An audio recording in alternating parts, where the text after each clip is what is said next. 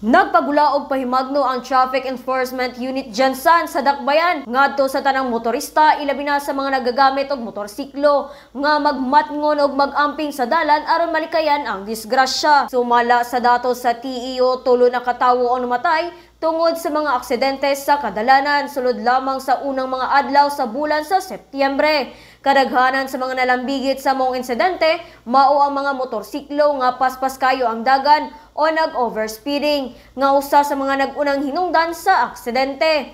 Matod pa ni Police Captain Lamberto Rabino, ang Deputy Chief sa TEO Jansan, mas gipakusgan karon ang ilang kampanya batok sa kalapasan sa trapiko, ilabi na ang dili husdo nga paggamit sa helmet, pagpadagan og labaw sa gikusgon nga gitugot ug pag-inom samtang nagmaneho.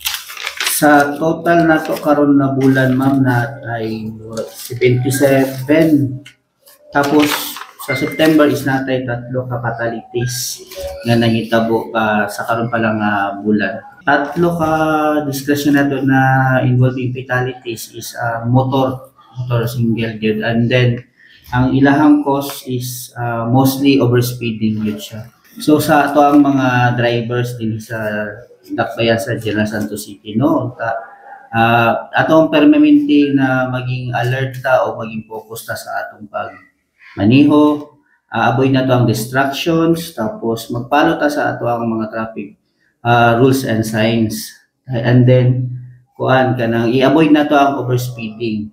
Ato ang permanente ihuna-hunaon na atong ginadala sa atong kinabuhi sa atong pasahero o kinabuhi sa mga tao nga nagalabay sa atong kadalanan. Giila usab nga ang disgrasya kasagaran mahitabo sa gabi o kadlawon, panahon nga gagmay ang sakyanan sa kadalanan o dali ra maka-overspeed ang uban. Ang TEO nangayo sa kooperasyon sa publiko aron malikayan ang dugang nga kadaot o pagkawala sa kinabuhi. Gihangyo usab ang mga ginikanan nga pahimagnuan ang ilang mga anak labi na kadtong bag-o pa lang nakakat-on og pagmaneho. Og mao kanang report gikan dinhi sa TEO Jansan, kini si Bombo Irish Lusurata para sa the number 1 and most trusted radio network in the country, Bombo Radio Philippines. Basta Radio, Bombo!